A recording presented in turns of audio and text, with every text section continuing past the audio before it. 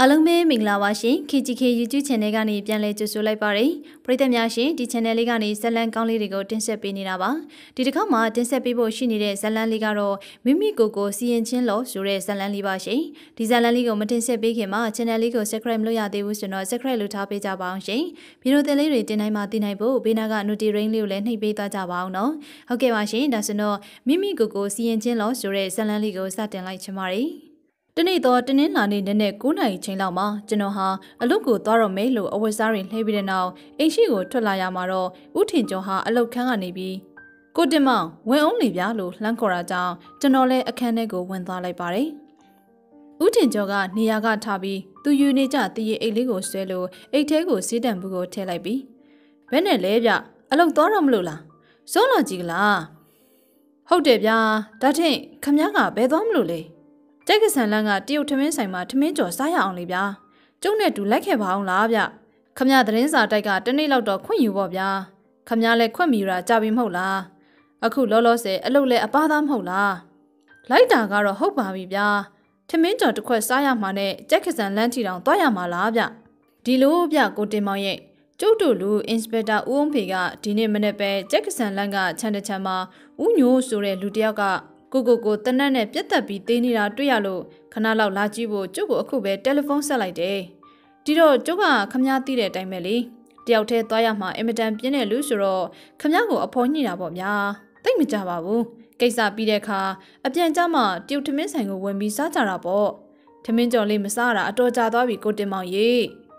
ဒီလိုနဲ့ကျွန်တော်လည်းအလုတ်တက်ဖို့ပြင်းရည်နေတဲ့ခိုင်အဖော်ကောင်းတာနဲ့အလုတ်တိုက်ကိုပေးဖို့ခွင့်စာတစ်စောင်ကိုရေးပြီးထမင်းချက်မောက်ဖိုးလူကိုပေးခဲ့လိုက်ပြီးဦးထင်ကျော်နဲ့အတူတက္ကစီတစ်စီးနဲ့ကြက်ကဆန်လန်းကိုလိုက်သွားခဲ့ပါတယ်။ချန်တဲ့ချန်ရှိကိုရောက်တဲ့အခါဦးထင်ကျော်ကဒရိုင်ဘာကိုလက်ရဘက်ကကျိုးဝင်ဖို့အမိန့်ပေးလိုက်တာကြောင့်ခြံဝန်းကိုဝင်ခဲ့ကြရမှာခြံဝမှာစောင့်နေတဲ့ပလိတ်သားတွေကဦးထင်ကျော်ကိုအယိုအသေးပေးလိုက်ပြီးဦးအောင်ဖေကစောင့်နေပါကြောင်းပြောကြပါတယ်။ကားကိုပြန်လှည့်လိုက်ပြီးတဲ့နောက်ကျွန်တော်တို့လည်းအိမ်ရှိရာစီကိုရှောက်လာခဲ့ကြရမှာတကားဝမှာဦးအောင်ဖေကိုတွေ့လိုက်ရပါတယ်ကျွန်တော်ဖြင့်ဆရာလာမလာပါမလားလို့စိတ်ပူနေတ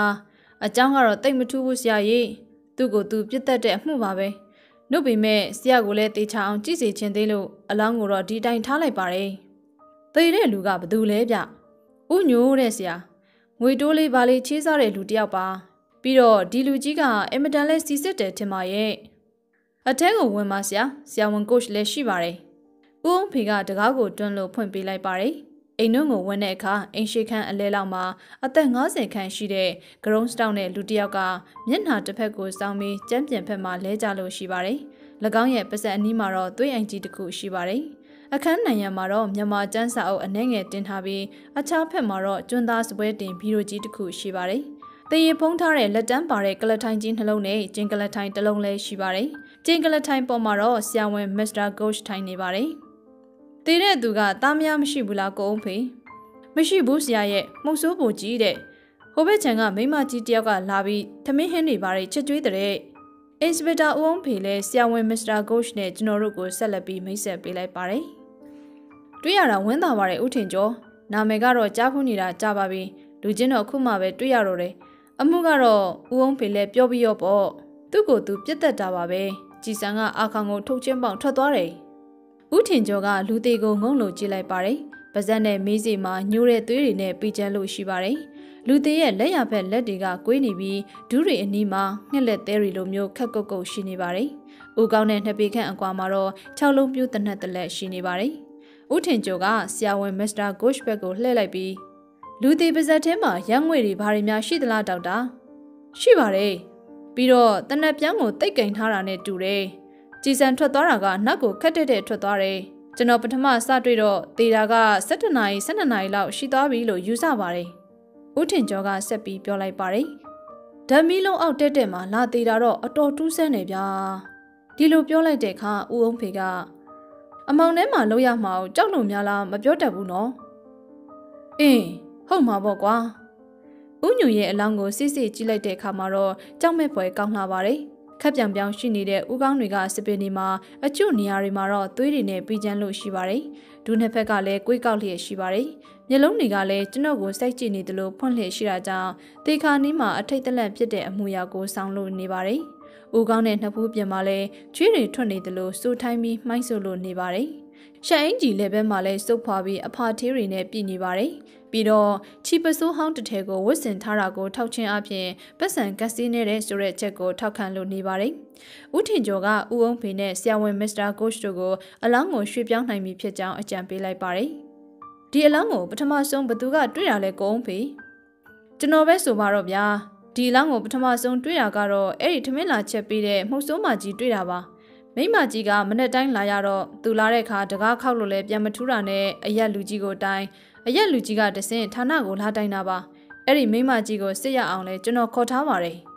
မကြမီမှာပဲအသက်50ခန့်ရှိတဲ့ဒေါ်ပုဆိုသူကရောက်လာပြီးဦးအောင်ဖေကကဲဒေါ်ပုကိုဟောရီဦးထင်ကျော်ကမေးစရာလေးတွေရှိလို့ပါဆိုပြီးပြောလိုက်ပါတယ်အဲ့ဒီခါမှာဦးထင်ကျော်ကထိုင်ပါခမညာထိုင်ပါဒါထင့်အမကြီးကအခုတည်တဲ့ဦးညိုစီမှာထမင်းချက်ပေးတာနော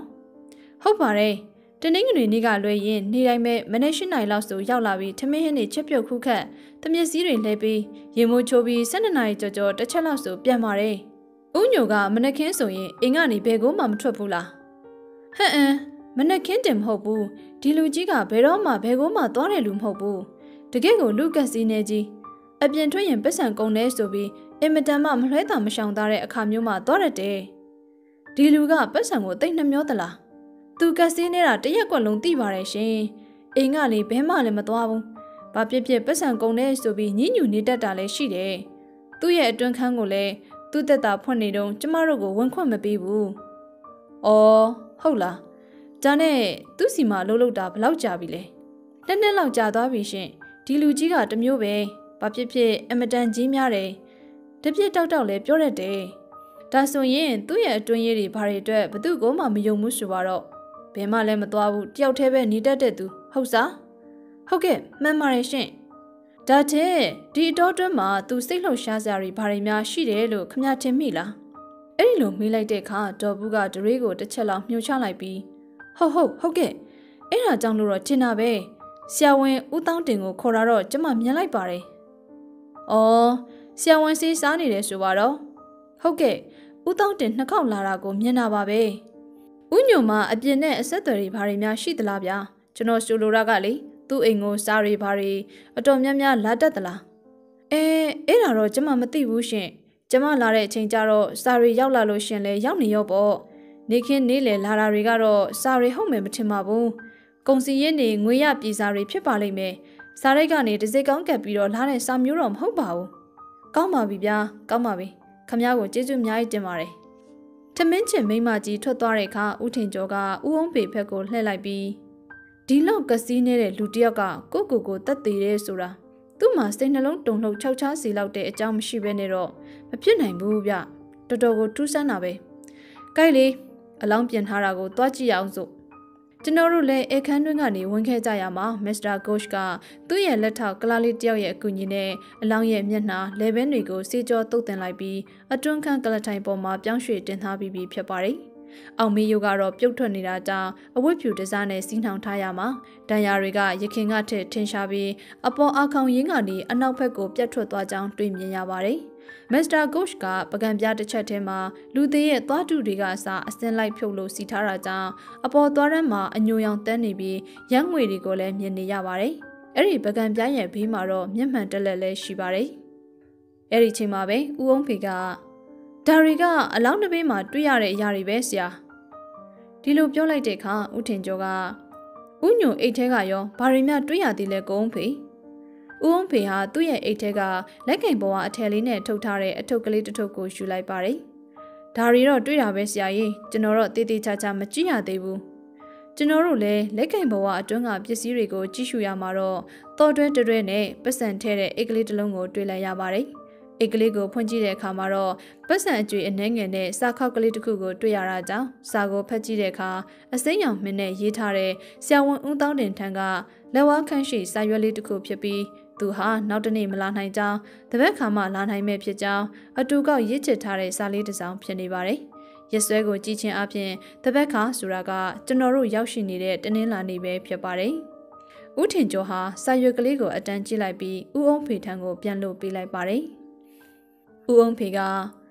ဒီလိုဆိုရင်ဆရာဝန်ဦးတောင်းတင်ကအခုမနဲ့လာဖို့ရှိတာပေါ့ဒီလိုပြောလိုက်တဲ့အခါဦးထင်ကျော်ကဟုတ်တာပေါ့ဦးအောင်ဖေသူ့စာကအတိုင်းဆိုရင်တော့အခုတော်တော်ကြာရောက်လာတော့မှာပေါ့ဦးထင်ကျော်ဟာတော်တွဲကိုယူလိုက်ပြီးထူတဲတဲ့အညူရောင်ခန်းစီတက်ဆင်ထားတဲ့အခန်းထဲကိုဝင်လို့မိခင်တက်တာရှိရာကိုသွားလိုက်ပါတယ်အဲဒီနောက်မှာတော့အခန်းထဲကနေဘဲနဲ့လေဦးအောင်ဖေခမမကြည့်ရသေးဘူးမှတ်တယ်ဟုတ်ကဲ့ဆရာကျွန်တော်မကြည့်ရသေးပါဘူးမိခင်တက်တာထဲမှာဘာမှမရှိတော့ပါလားဗျဟာဟုတ်လားဒါကြောင့်တက်တည်တာများလားမှမသိပဲဗျာဆရာရောဘယ်လိုသဘောရလဲအေးလေဟုတ်ချင်လဲဟုတ်မှာပေါ့စကားပြောနေရင်ဦးထင်ကျော်ကတက်တာအန်ဆွဲတွေကိုရှာဖွေလေးရှိရမှာတော့စာအုပ်လေးတစ်အုပ်ကိုထုတ်ယူလို့ကြည့်လိုက်ပါတယ်ဗန်တိုက်ထဲမှာလည်းဘာမှမရှိတော့ပါလားပတ်စံကလည်းတရားပဲကျန်တော့တယ်ဘဲကဗန်တိုက်လဲဗျအင်ပီရီးယားဘဏ်ကငွေ3000ခွဲထုတ်သွားတာ10ရက်ပဲရှိသေးတယ်ဗျဒီတက်တာကလွဲလို့တခြားဘာမှတော့ထားဖို့မရှိပါဘူးဦးထင်ကျော်ဟာအပြင်ခန်းကိုထွက်လာလိုက်ပြီးစာရေးစပွဲရဲ့နောက်ပိုင်းမှာစက်ကူတွေညှပ်ဖို့ထားတဲ့စင်ကလေးပေါ်ကစာရွက်တွေကိုတရုတ်စီဆွဲယူလို့ကြည့်ရှုလိုက်ပါတယ်ဒါပေမဲ့အရေးကြီးတဲ့စာရွက်စာတမ်းဆိုလို့တစုံတရာမှမတွေ့ရပဲပြေစာဖြတ်ပိုင်းတွေဓမီလာခတယ်လီဖုန်းပေးရတဲ့ပြေစာတွေကိုသာတွေ့ရပါတယ်ဦးထင်ကျော်ကဓမီလာခတောင်းတဲ့ဖြတ်ပိုင်းတစ်ခုကိုအခြားဖြတ်ပိုင်းတွေနဲ့နှိုင်းယှဉ်ပြီးကြည့်ရှုရမှာတော့သူ့ရဲ့မျက်လုံးတွေကအလုံစပွဲတွေပေါ်မှာထားလေရှိတဲ့တောင်လေးတစ်တောင်မှာတရေကွက်ထားတဲ့မှင်းနှိပ်ချက်ကြီးပေါ်မှာကြောက်ရောက်လို့ရှိနေပါတော့တယ်။အဲ့ဒီချိန်မှာကျွန်တော်ကလည်းအတော်ပြင်းရလာတာကြောင့်ဦးထင်ကျော်အနီးကနေထွက်ခွာသွားပြီးအခြားခြံဘက်ကရွက်လှပန်းတွေကိုပြင်းနှင်းပေါက်ကတဆင်ငင်းမျောလို့ကြည့်ရှုနေပါတယ်။ကျွန်တော်ပြန်ရောက်လာတဲ့အခါမှာတော့ဦးထင်ကျော်ဟာမိနစ်ကိုကြည့်ရှုလက်ရှိရမှာဖန်ဘလူးဝိုင်းလေးကိုအိတ်ထဲကိုပြန်လို့ထည့်လိုက်ပါတယ်။အဲဒီနောက်ဦးထင်ကျော်ကစပွဲစွန်းမှာတင်ထားတဲ့6လုံးပြိုးတနက်ကိုကောက်ယူလို့ကြည်နေပါတယ်။အဲဒီနောက်စပွဲတင်ကြွေးပန်းအိုးလေးအောက်မှာလူနာမဲကပ်ပြားလေးတစ်ခုကိုမြင်လိုက်ရတာကြောင့်ကောက်ယူကြည့်လိုက်တဲ့အခါမှာမအောင်စိန်နဲ့ရွှေပွဲစား144မကိုလန်းလိုပုံနှိပ်ထားတာကိုတွေ့လိုက်ရပါတယ်။ဦးအောင်ဖေကအပြင်ကိုခက်တာထွက်သွားရာကနေပြန်ပြီးဝင်လာလိုက်ရင်ဘာလဲဆရာပါရှာတွေ့တာလေနာမည်ကပြားလေးပါကွာဟော်ရီပန်းအိုးလေးနဲ့ဖီထားတာကိုတွေ့ရတယ်။အော်ဒါကဆရာကိုကျွန်တော်မပြောရသေးဘူး။မနေ့ကည9နာရီလောက်ကလမ်းတောင်မှာအဆောင်ကျနေတဲ့ပလိတ်သားကိုမောင်အေးကတော့ဥညွန်ချန်ထဲမှာမိမတယောက်ကလက်ဆွဲတည်ရင်အိတ်ကြီးတစ်လုံးကိုကင်ထွက်လာပြီးတောင်ဘက်လမ်းထိပ်ကိုရှောက်သွားတာမြင်လိုက်တယ်လို့ပြောတယ်ဆရာရဲ့။ဘေးချိန်လောက်ကလည်းဗျ။သူ့စိတ်ထင်9နာရီခွဲလောက်လို့ပြောတယ်ဆရာ။ဒါဖြင့်သူ့ကိုယ်သူတေးချောင်းကြံတဲ့အချိန်လောက်ကလားအဲ့ဒီထက်လဲနည်းနည်းလောက်စောမယ်ထင်တယ်ဆရာဟုတ်တာပေါ့လေကိုတက်သေးတဲ့လူကမိန်းကလေးတယောက်ရဲ့ရှိမှတော့လုံးမယ်မထင်ပါဘူးဒါထက်ကုန်းဖေပြားဆရာဒီအမှုကကိုတက်သေးတဲ့အမှုလို့ခမားထင်သလားဟုတ်တာပေါ့ဆရာကြည့်ုံနဲ့ထင်ရှားနေတာပဲဆရာရဲ့အာကောင်ကိုဖောက်ပြီးနောက်စီကနေထွက်သွားတာပဲတခြားလူကပြစ်တယ်ဆိုရင်လူတယောက်ကရုံရင်ဆက်ခတ်တော့ဖြစ်မှာပဲလေအသာတကြီးနဲ့တော့ပစက်ကလေးဟပ်ပေးမလားဆရာရဲ့နှုတ်ပင်မဲ့တန်သက်တာထဲမှာပပစ္စည်းမှမရှိတော့ဘူးလေကိုအောင်ဖေဒီဟာတော့ကိုအင်းမောင်ပြောတာကအဲ့ဒီချိန်လောက်မှာမိမတယောက်ကလက်ဆွဲတည်ရင်အိတ်ကြီးကင်ပြီးထွက်သွားတာကိုမြင်နေဆိုတော့နှုတ်ပင်မဲ့ဘာပဲဖြစ်ဖြစ်အမှုကတော့ဥညူဟာသူ့ကိုယ်သူအဲ့ဒီချိန်မှာပဲဥထင်ကျော်ကစကားကိုဖြတ်ပြီးပြောလိုက်ပါတယ်ဥညူကဓမြတိုက်ခံရတာမဟုတ်လားဗျဦးအောင်ဖေဟာခေါင်းကိုရမ်းလိုက်ပြီးဦးထင်ကျော်ကောက်ယူကြည့်ရှုနေတဲ့ကပ်ပြားလေးကိုကြည့်လိုက်ရင်ဒီမိမရဲ့ကပ်ပြားကိုကြည့်ပါလားဆရာရဲ့ဒီမိမပဲဖြစ်မှာပေါ့ဒါပေမဲ့တခုရှိတာကတကယ်လို့ဒီမိမဟာဖြစ်ရုံမှန်နေဆိုရင်သူ့လိပ်စာကပ်ပြားလေးကိုအလွယ်တကူဒီလိုထားခဲ့ပါမလားဆရာမှန်တာပေါ့ကဲလေကိုကြီးမောင်ကိုတစ်စိတ်လောက်ခေါ်စမ်းမအောင်ဗျအဲ့ဒီနောက်မှာတော့ဦးထင်ကျော်ဟာတယ်လီဖုန်းနဲ့15မိနစ်လောက်ကြာအောင်စောင့်ဆိုင်းရင်းစကားပြောလို့ရှိပါတယ်ဒါပေမဲ့ကျွန်တော်တို့ကကိုအေးမောင်ထံကထူးခြားတဲ့အချက်လက်တစုံတရာမှမရခဲ့ပါဘူး။ယမန်နေ့ည9နာရီကျော်လောက်ကသူဟာပတိအောင်လှည့်လာစဉ်ဦးညိုရဲ့အိမ်ရှိကိုဖျက်လာကြောင်းအဲ့ဒီခါမှာအရက်အမောင်းကိုလုံးကိုဖန်ကောင်းတဲ့မိမတယောက်ကခြံထဲကတကားကိုဖွင့်ထွက်လာပြီးလမ်းမဖက်ကိုခတ်တုတ်တုတ်ထွက်သွားတာကိုမြင်လိုက်ရကြောင်းသူ့ဖက်ကိုမလှည့်လာတာကြောင့်နောက်ကျောကိုသာမြင်လိုက်ရကြောင်းပြောပြပါရယ်။ကိုမောင်အေးထွက်သွားတဲ့အခါဦးထင်ကျော်ကကြိုက်ကုန်းဖေဆရာဝန်မစ္စတာဂို့ရှ်ကိုပြန်လွှတ်လိုက်ဖို့ကောင်းပြီထင်တယ်။ဒါမှသူခမညာထင်မြင်ချစ်ရေးပြီးညနေရုံစင်းပြီးစီးစာပို့နိုင်မယ်။ဟုတ်ကဲ့ဆရာဟုတ်ကဲ့ကျွန်တော်သွားပြောလိုက်ပါမယ်။ဦးအောင်ဖေပြန်ရောက်လာတဲ့အခါဦးထင်ကျော်ကကြိုက်ကုန်းဖေတစိတ်လေးဗျာဌာနကိုဖုံးစစ်ပြီး ဦးညိုရဲ့တနက်နံပါတ်နဲ့တနက်အမျိုးအစားလေးတစ်စိတ်လောက်မေးပေးစမ်းပါ။ဘာဖြစ်လို့လဲဆရာရဲ့မေးတာမေးလိုက်စမ်းပါကိုအောင်ဖေရဲ့ပြီးမှကျုပ်ပြောပြပါမယ်။ဦးအောင်ဖေဟာနှစ်ဖူးကြောရီအနှဲငယ်တွန့်သွားတာကိုကျွန်တော်သတိပြုမိပါတယ်။မကြမီမှာတော့ဦးအောင်ဖေကပြန်ရောက်လာပြီးဟုတ်တယ်ဆရာကြီးဆရာပြောတာမှန်တယ်။သူလိုင်စင်ရထားတဲ့တနက်ကကိုယ့်အမျိုးအစားအကြီးစားတနက်ပြတနက်နံပါတ်ကတော့196နဲ့ပုံဟောင်းထဲကပါပဲဆရာ။အဲ့ဒီလိုပြောလိုက်ရင်တနက်ကိုကင်လို့ပြလိုက်ပါတယ်။ကဲခမရဒီတနက်ကိုတေချာကြည့်စမ်း။အလိုဟုတ်ပါရဲ့။ဒါပုံဟောင်းမဟုတ်ဘူးပဲ။နံပါတ်ကိုလည်းဖြတ်ထားပါလား။ကျွန်တော်မျက်စိကန်းလိုက်တာဗျာ။ဒါပေမဲ့ဥညိုကနောက်ထပ်ဝဲတဲ့တနက်တက်လက်များဖြစ်ချင်ရင်ဖြစ်နေမှာပေါ့ဆရာ။ဦးအောင်ဖေဟာပြောတာပြောရပြီးမဲ့သူ့ရဲ့လေတံမှာတော့လေးနှစ်ချင်းမရှိပဲနှုတ်ဖျားကပေါ်လာတဲ့စကားသားဖြစ်ဟန်တူပါတယ်။ဦးထင်ကျော်ကဦးကောင်းကိုညှင်သာစွာရမ်းလိုက်ပြီးဟုတ်မယ်မထင်ဘူးကိုအောင်ဖေတနက်ကိုလိုင်စင်နဲ့ကြကြနနကင်တဲ့သူတယောက်ကနောက်ထပ်တနက်ပုံးတစ်ခုကိုတိတ်တဆိတ်ထားမယ်မဟုတ်ဘူးဗျ။ဒီတိုင်းဆိုရင်ဦးညိုရဲ့6လုံးပြိုးတနက်ကဒီမှာရှိမယ်။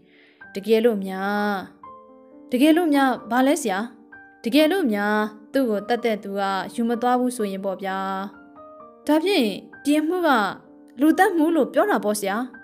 ကျုံမျက်စိနဲ့အမြင်ကတော့ကိုတတ်တဲ့အမှုပါပဲဒါပေမဲ့ကျုပ်စိတ်ကစင်ကြင်တုံပညာကတော့လူတက်မှုလို့ပြောနေတယ်ဗျ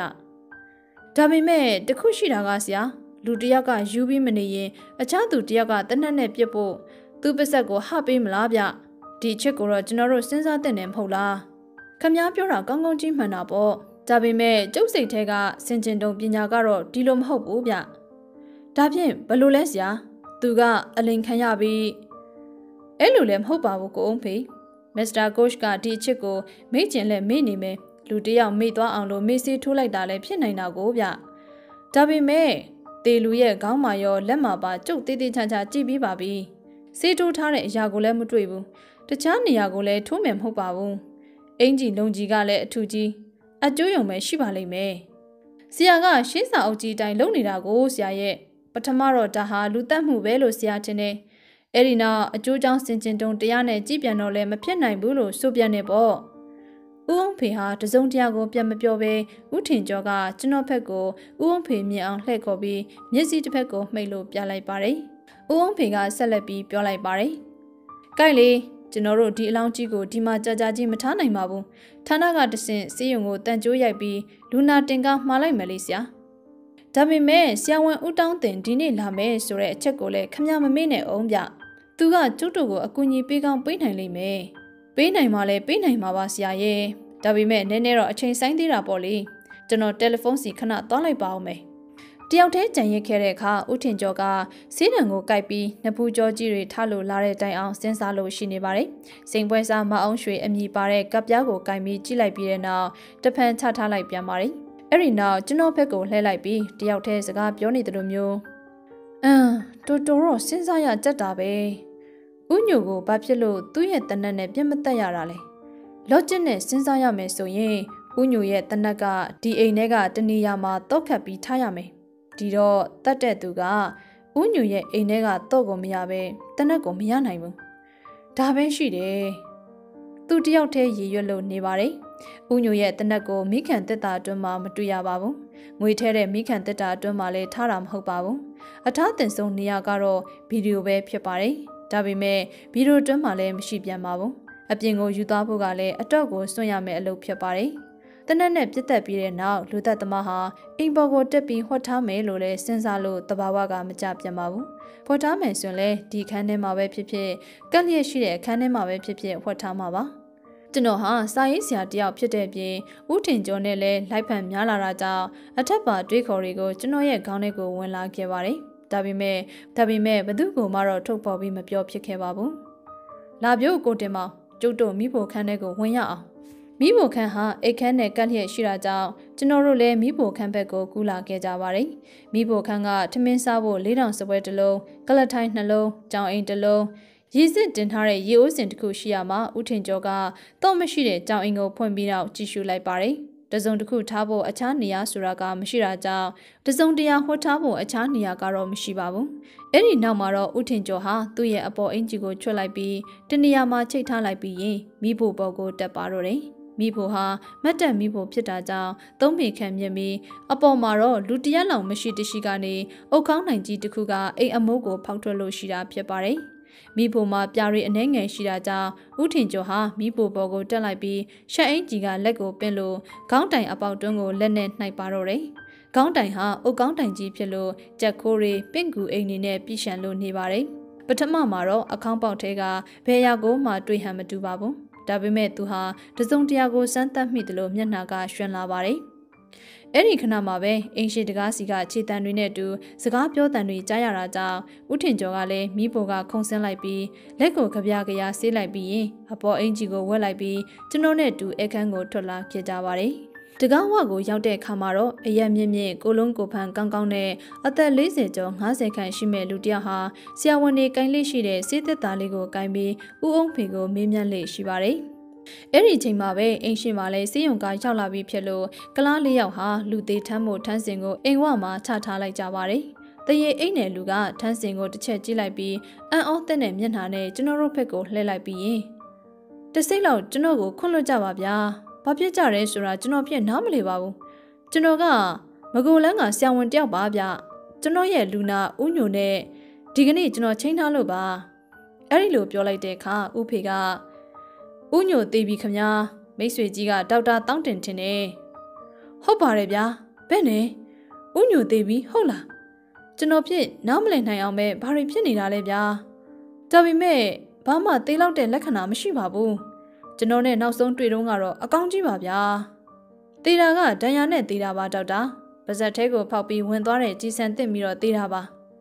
ါအိုးပါဇက်ထဲကိုဟုတ်လားသူ့ကိုယ်သူတက်သေးတာထင်ပါရဲ့ပြစ်မှပြစ်ရလေဗျာဒေါက်တာဦးတောင်းတင်ကတစ်ပြင်းတစ်ချက်ကိုချလိုက်ပြီးအော်လူတွေများဘာမှမေမေရရတေးလောက်တဲ့ယောဂမရှိစိတ်ညစ်စရာယောဂမရှိဘဲနဲ့ပြစ်မှပြစ်ရလေကိုညိုရတကူရဲပြောသလိုမျိုးပြောလိုက်ပါတယ်အဲ့ဒီနောက်မှာတော့လူနာတင်ကကလားလေးယောက်ဟာ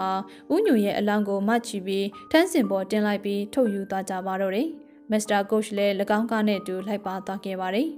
ကျွန်တော်တို့လည်းတကားဝမှာရက်လို့ကြီးရွှေ့လက်ရှိရမှာအလောင်းယူသွားတဲ့အခန်းတွင်းကိုတောက်လျှောက်ဝင်ခဲ့ကြရမှာတော့ဒေါက်တာဦးတောင်းတင်လည်းကျွန်တော်တို့နဲ့သူပါလာခဲ့ပါတယ်။အဲ့ဒီခန်းဟာမိဖို့ခန်းနဲ့ကပ်လျက်ရှိရကြောင်းအဲ့ဒီချိန်တကားမှာပွင့်လျက်ရှိပြီးဦးထင်ကျော်ကဦးအောင်ဖေကိုမိဖို့ဘက်ကိုညွှန်ပြလိုက်ပြီးအော်ဒါထက်ထမင်းချစ်တဲ့ဒေါ်ဘူးနဲ့ကျုပ်ခဏလောက်ထပ်ပြီးတော့တွေ့စမ်းကျင်သေးတယ်ဗျာ။ဘာလို့ဖို့လဲဗျ။မိဖို့မှာကြည်ပါလားဗျာ။မိခိုရေးကြီးပဲ။ဒီတော့မိဖို့ကောင်းနိုင်ကိုနောက်ဆုံးဘသူကအမိုက်လှဲသေးလဲဆိုတာကြုတ်သိကျင်တယ်ဗျ။ဦးအောင်ဖေရဲ့ပခုံးကိုအသားရဖက်လိုက်ပြီးတဲ့နောက်လာဗျာဟိုဖက်ချံပဲကျုပ်လိုက်ခဲ့ပါမယ်။လာပြုတ်ကိုတင်မ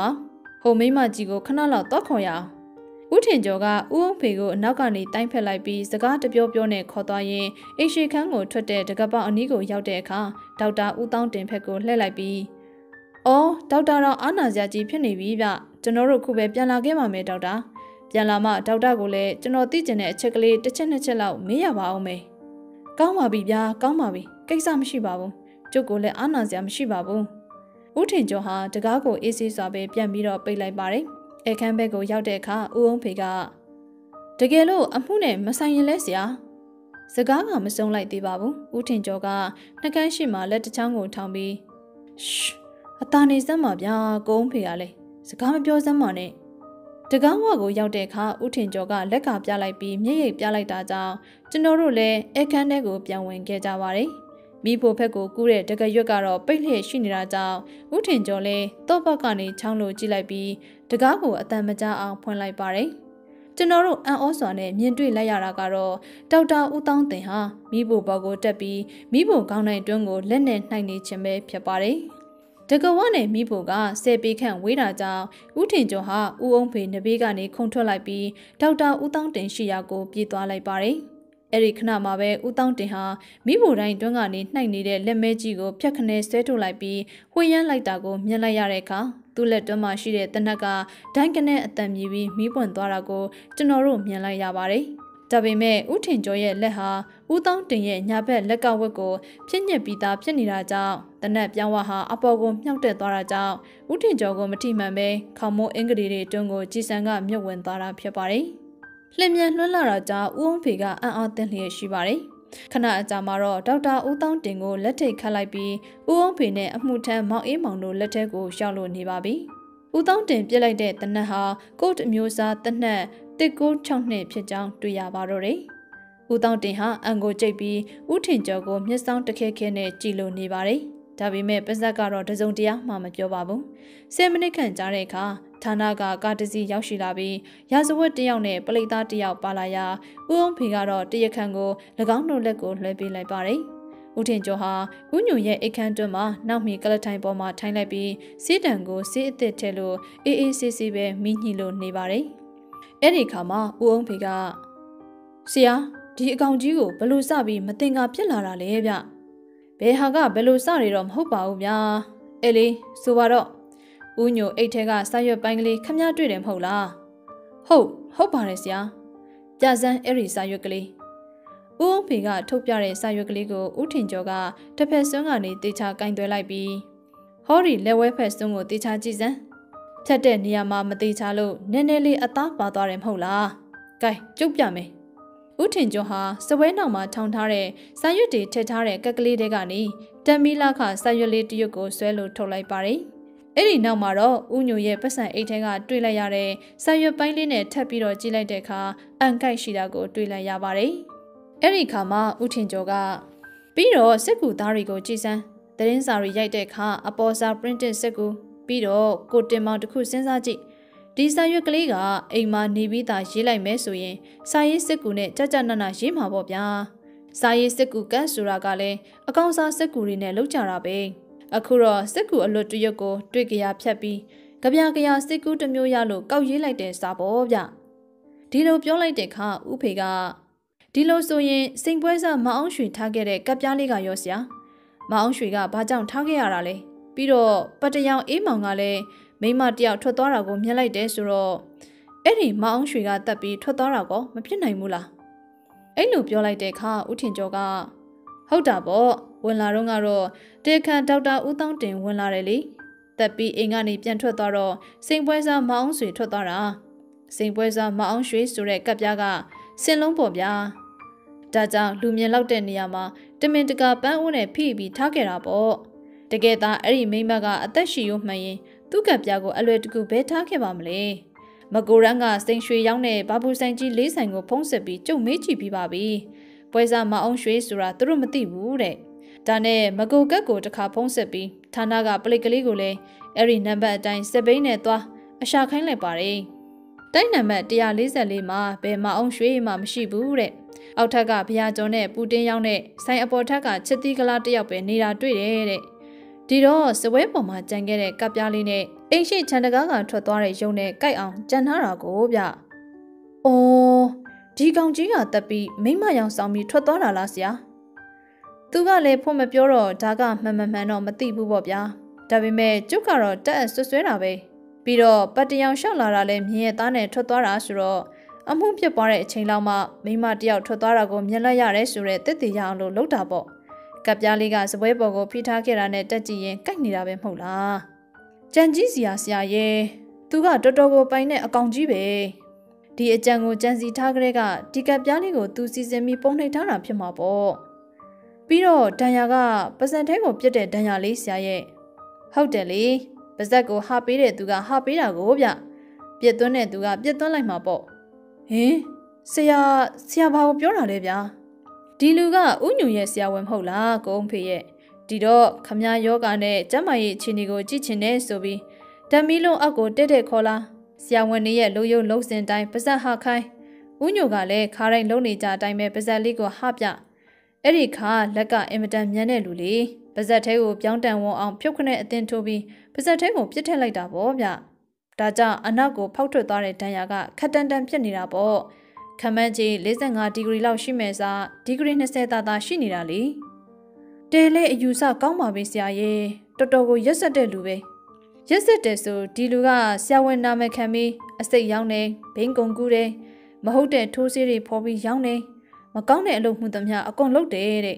ကျွန်တော်သူ့အကြောင်းကိုကြားနေတာအတော်ကြာပါပြီဒီနောက်တော့ရှင်းပြီမဟုတ်လားဦးအောင်ဖေ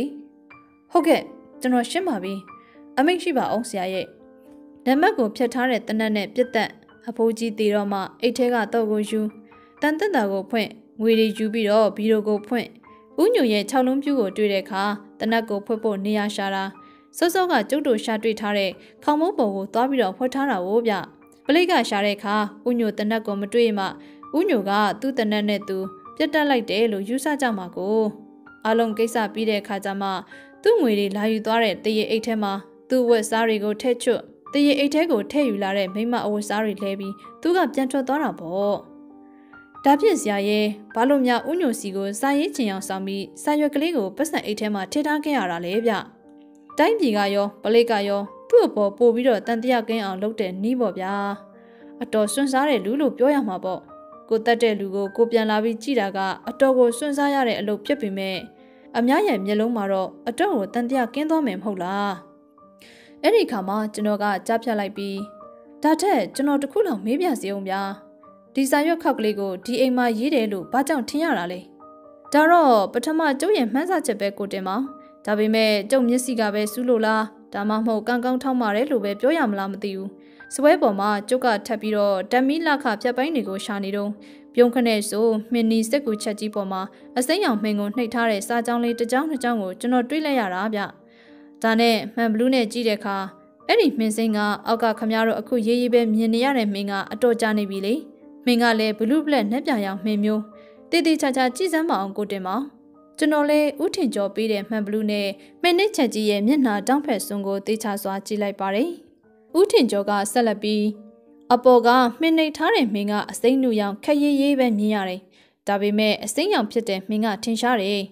မင်းကခြောက်သွားတာတောင်မှပြောင်းနေသေးတယ်ပြီးတော့ဟော်ရီဒုတိယစာကြောင်းလက်ရဖက်တောင်မှာစားလေးနှလုံးကအတော့ကိုထင်ရှားတယ်ဖက်ကြည့်စမ်းကိုတင်မောင်အဲ့ဒီခါမှာကျွန်တော်ကစကူးစခုဆိုပြီးမှန်းလို့ဖက်လိုက်ပါတယ်အဲ့ဒီခါမှာဦးထင်ကျော်ကပြုံးလိုက်ပြီးဘဲကသာစကူဖြစ်ရမှာလဲကိုတင်မောင်ရဲ့ကျုပ်တို့စားရေးပြီးမှင်နှိမ့်နဲ့နှိမ့်လိုက်ရင်ပြောင်းပြန်မြင်ရတယ်မဟုတ်လားကျုပ်တို့ငယ်ငယ်တုန်းကမှန်စားဆိုပြီးစာကိုပြောင်းပြန်ရေးမှန်နဲ့ထောင်ပြီးကြည့်တော့အကောင်းမြင်တယ်လို့ပေါ့ဗျာဆက်ဆက်ဆိုတဲ့စကားပေါ်ကိုတင်မောင်ရဲ့တောင်စွန်းမှာမြင်းနေတီးသွားလို့ဒီစကလုံးနှလုံးကမျက်နှိပ်ပေါ်မှာလို့ထင်ရှားနေတာကြိုက်မန်ဘလူးနဲ့ကြည့်ကြည့်စမ်းဟုတ်တယ်ဗျိုးခမ ्या ပြောမှကျွန်တော်ရိတ်မိတော့တယ်ကြိုက်ကုန်းဖေဒီတံမီပြေစာဖြတ်ပိုင်းနဲ့မျက်နှိပ်စက်ကူချက်ကြီးကအမှုမှာတက်တေခံဝင်လိုက်မယ်ခမ ्या တိမ့်ထားလိုက်ပြီးတော့ဟုတ်ကဲ့ဆရာဟုတ်ကဲ့ဒါနဲ့ဆရာလဲကန်ကောင်းလို့လက်မတင်လေးပဲနော်လက်မြန်လို့တာတော်ပြီတော့တယ်ဗျာကျွန်တော်ဆရာကိုအာနာစရာကြီးဖြစ်နေပြီကိစ္စမရှိပါဘူးကိုအုံးဖေရအာနာစရာလည်းမရှိပါဘူးကျုပ်တို့အလုပ်ကဒီလိုလူမျိုးတွေနဲ့အမြဲတမ်းဆက်ဆံကြုံတွေ့နေရတဲ့အလုပ်ဆိုတော့ကျုပ်ကအပန်းမကြည့်တော့ပါဘူးဗျာဒါနဲ့ခမ ्या ပါအလုပ်ထဲကိုလိုက်ခဲ့ပြီးတော့7 နာရီခွဲနေပြီဗျဘယ်ကိုလဲဆရာဟာလမ်းတော်ကတရုတ်ဆိုင်ကိုလေထမင်းကျော်အင်မတန်ကောင်းဆိုပါလားဗျပရိသတ်များရှင်အခုတင်ဆက်ပေးခဲ့တဲ့ဇာတ်လမ်းလေးကတော့ဒဂုံရွှေများရဲ့စုံထဦးထင်ကျော်ဆိုတဲ့စာအုပ်ထဲကမိမိကိုစီရင်ချင်းလို့ဆိုတဲ့ဇာတ်လမ်းလေးပါရှင်ဒီဇာတ်လမ်းလေးကိုနားဆင်ပြီးပရိသတ်ကြီးလေးသဘောကျနှစ်သက်မယ်လို့မျှော်လင့်ပါတယ်နောက်တစ်ခေါက်မှလည်းစိတ်ဝင်စားဖွယ်ရာဇာတ်လမ်းကောင်းတွေကိုတင်ဆက်ပေးသွားမှာဖြစ်ပါတယ်ရှင်ဒါကြောင့်ကျမတို့ channel လေးကို subscribe လုပ်ရသေးဘူးဆိုတော့ subscribe လုပ်ထားပေးကြပါအောင်နော်ဒီလိုတင်လေးတွေတင်တိုင်းမှာသိနိုင်ဖို့ဘေးနားက notification လေးနှိပ်ပေးသွားကြပါအောင်ရှင်ကြည့်ရှုအားပေးခဲ့တဲ့အတွက်အားလုံးကိုကျေးဇူးများတင်ပါတယ်ရှင်